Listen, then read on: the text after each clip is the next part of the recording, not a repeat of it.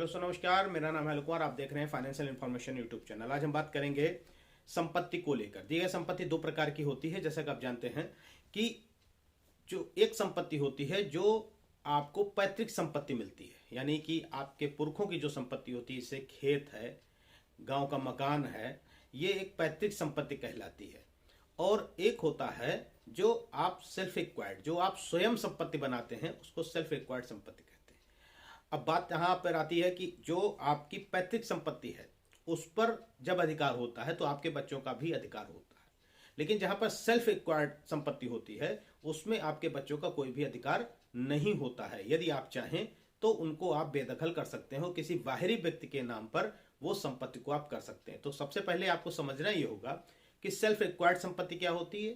देखिए, self acquired संपत्ति तीन प्रकार की होती है। सबसे पहले जो आपने अपने पैसों से खरीदा हुआ हो सामान, मकान, जमीन, खेत, कुछ भी, है ना।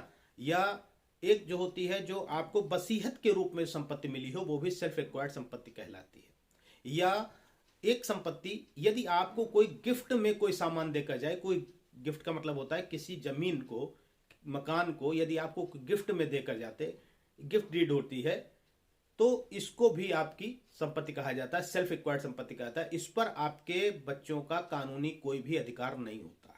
ठीक है।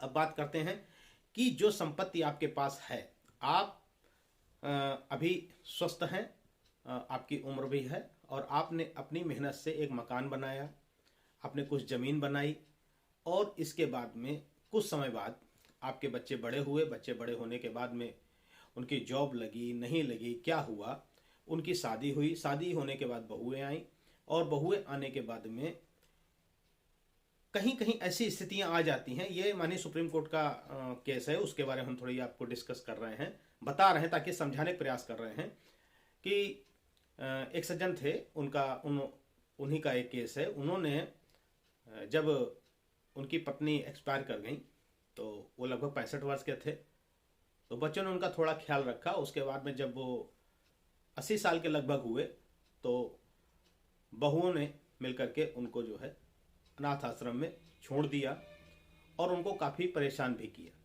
इसके साथ उनके दो बच्चे थे, एक बेटी थी, एक बेटा था, जिन्होंने बेटी की शादी की, उनको डॉक्टर बनाया, वो अपना बाहर सेटल हो गई, और जो बेटा था वो उनके साथ में रहता था, वो भी इंजीनियर था।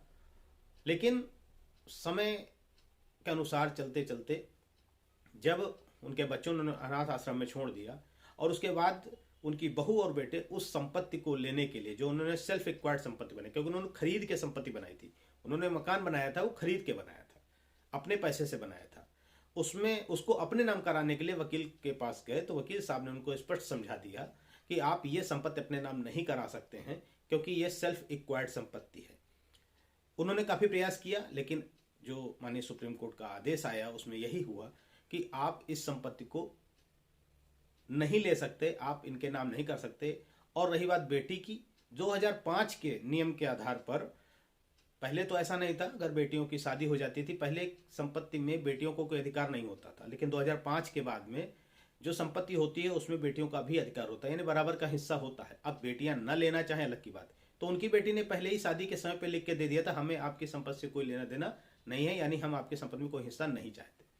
अब केवल बेटा बचा, लेकिन जब बेटे ने उनको वृद्धाश्रम में छोड़ दिया तो वहां पर उन्होंने वो संपत्ति की वसीयत किसी अदर्स के नाम कर दी, बाहरी के नाम कर दी।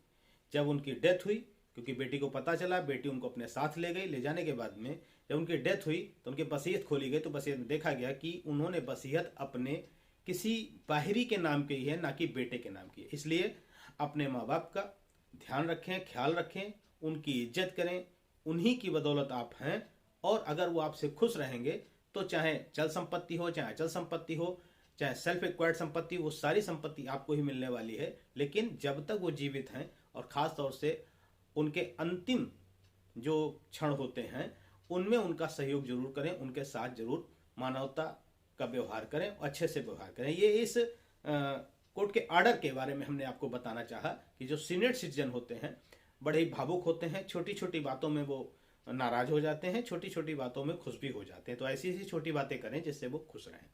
ये आपको वीडियो कैसा लगा, ये जानकारी आपको कैसी लगी, कमेंट्स में जरूर बताइएगा। और अगर वीडियो अच्छा लगा हो तो चैनल को सब्सक्राइब करिएगा, वीडियो को लाइक जरूर करिएगा। जय हिंद, जय भारत।